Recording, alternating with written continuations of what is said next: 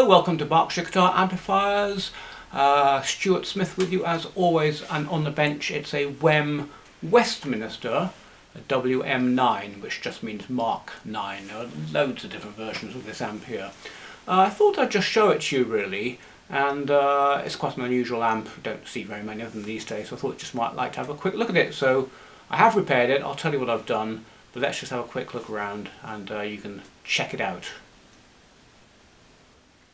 So here we are, front panel, fairly modern looking brushed aluminium, couple of inputs, very basic controls, volume, bass, treble and an on-off switch, so that's how you turn the thing off and on. Fuse holder and lamp, made in somewhere called Angleland. Don't know where that is. I think some people called Angles came over from Germany sometime and invaded some island, and the island inhabitants picked up the name of Angleland. But anyway, I don't know where that is. Maybe you know more history than me. WEM Westminister.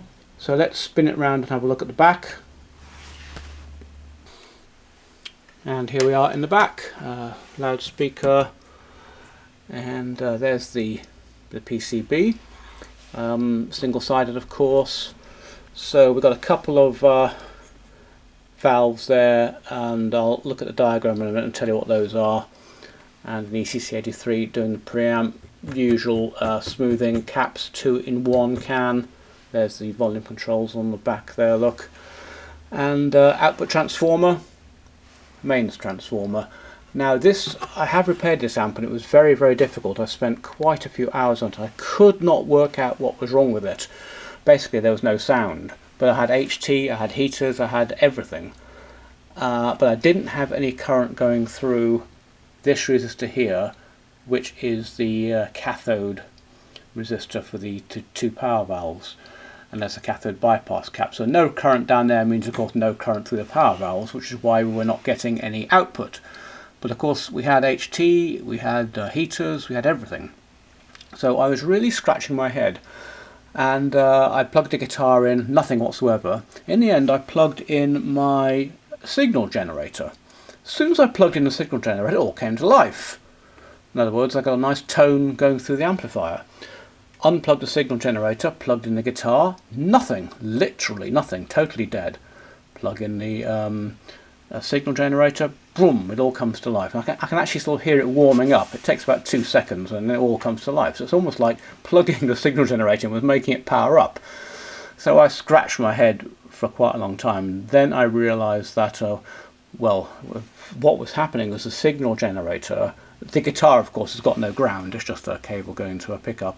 The signal generator is truly grounded, and I was providing a ground via a rather circuitous route, kind of out of the input jack, through the signal generator ground, and back into ground earth here to provide a ground. So that tipped me off that the 0 volts, the ground volts, was missing somehow. And sure enough, when I looked, I'd noticed that this transformer here was bent slightly towards the board at about a 10-degree angle. This amp had been shipped. He bought it off eBay and it had been shipped to him, and obviously it had been dropped, and this transformer here was bent. And what it had done is it cracked this PCB all the way along, underneath of course, and it had broken the ground track completely. When I managed to, I had to take the whole PCB out, and it's very difficult actually to get out. When I looked, there's a hairline crack along the ground plane of the PCB, so I fixed that and it all came to life. So that was quite an unusual fault, and it took me a little bit of a while to scratch my head and think what was going on there. Anyway, sorry I didn't show you that repair, but it would have been quite difficult to show you wrestling this PCB out and all that stuff. But anyway, there you go. I thought you might be interested in that one. I've never come across that before. Well, I tell you what, let's have a quick look at the schematic, because I was able to get the schematic for this exact amp, and there's not much more for you to see here. We'll power it up in a minute, you can have a listen. I thought we'll make this a little kind of quick teach-in, and I'll just show you the schematic and how that works.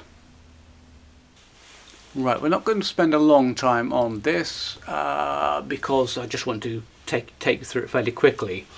It's a little bit unusual, this, in that the two power valves that I showed you there, you initially might have thought they were EL84s, but in fact they're ECL82s.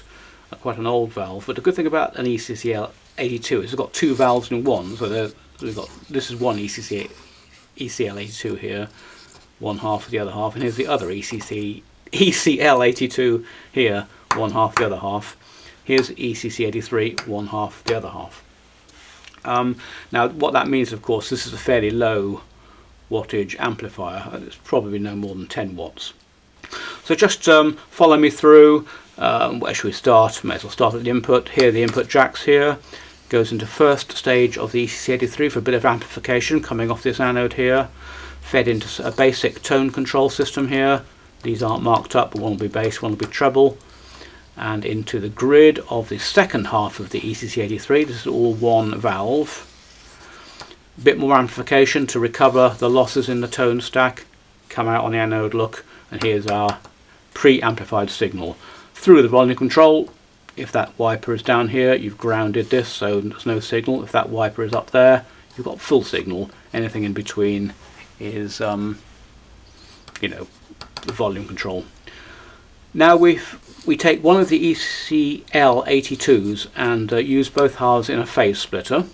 So that splits the signal into two anti-phase signals. So one goes up like this, and the other one goes down like this. So this signal goes up, and this signal goes down, and that allows us to do the push-pull, push-pull, push-pull for the output valve, which is again the output valve pair, if you like, is two halves of another ECL82.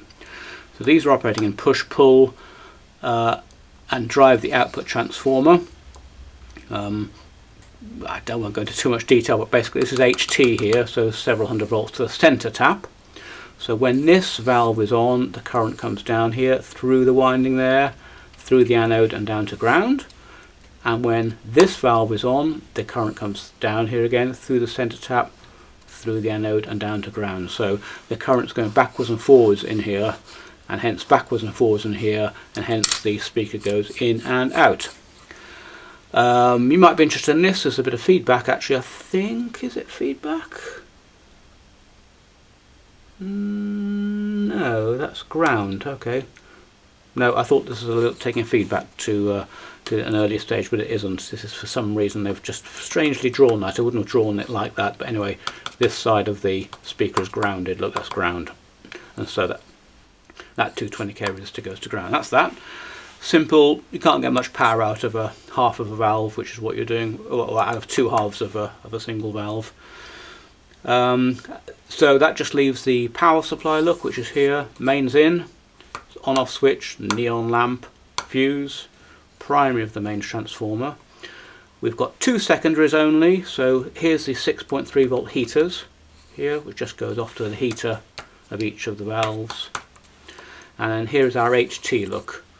So we take that as a center tap to ground, and then we have plus and minus 245 volts HT AC rectified by these diodes to provide our HT voltage here. Again, an odd way of drawing this. I don't like drawing things like that, but anyway, smoothing capacitor, look, that's the HT cap. I thought that was a dual cap in there, that big silver can we saw, if you remember, but actually looks like it's a single 50 microfarad at 350 volts or something. So that's doing the smoothing. What do I mean by that? Well, although this is rectified, it's still a bit lumpy. So this takes those lumps and smooths them out into a nice DC, which gets sent up here to our center tap of the output transformer. It gets dropped by this resistor. Oh, there we go. And another 50 microfarad. So that's the other half of that silver can. Those two are in one can. Bit more smoothing, bit more resistive dropping to feed the preamp side. Oh, and another 50 microfarads. There's probably three in that can. There are three 50 microfarad caps in that silver can. There's the other one there. So we're getting a somewhat lower 220 volts DC here, which provides the DC for the preamplifier side. That's it. Job done. Very basic, very simple. Nice little design actually. I mean, 10 watts. You know, that's fine for a little practice amp. I think the next thing is let's have a listen to it. And before I do that, I want to show you my new toy I got this idea from Terry at D Labs. If you haven't looked at his videos, check him out. D Labs, D for Delta Labs. Another repairer like me, but much more experienced than me, much more knowledgeable. And I learned a lot from watching Terry. He's a great guy, great channel. And he had one of these on the bench. It's a looper, which I'd never heard of, because don't forget I'm not a guitarist. So this is a looper. And you know, many of you watching this will know exactly what it is, but some of you may not. But basically, you can put a signal in, let's call it a guitar signal, and you can play some chords and record it. And this is now recording it here.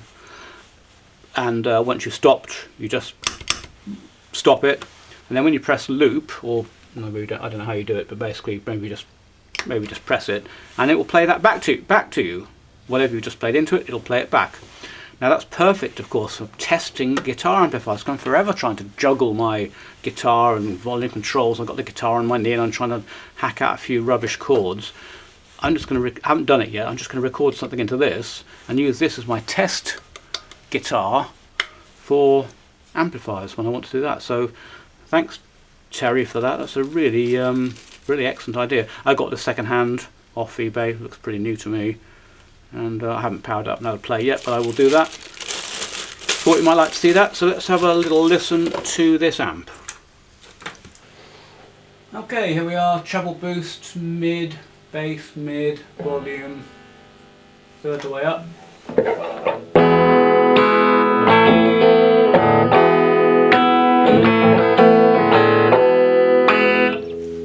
Quite nice. Got a bit of crunch to it.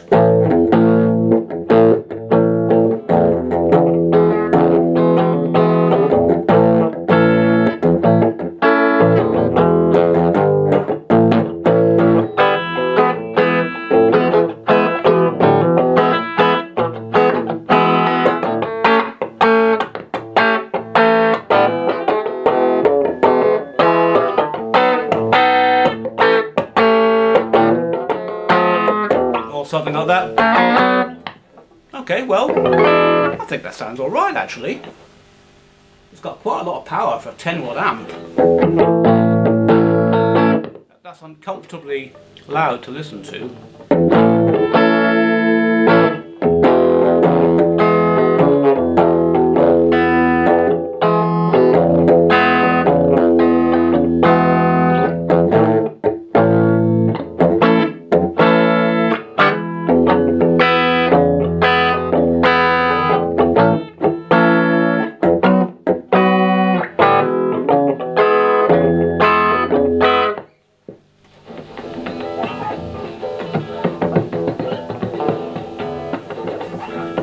Well, there you go.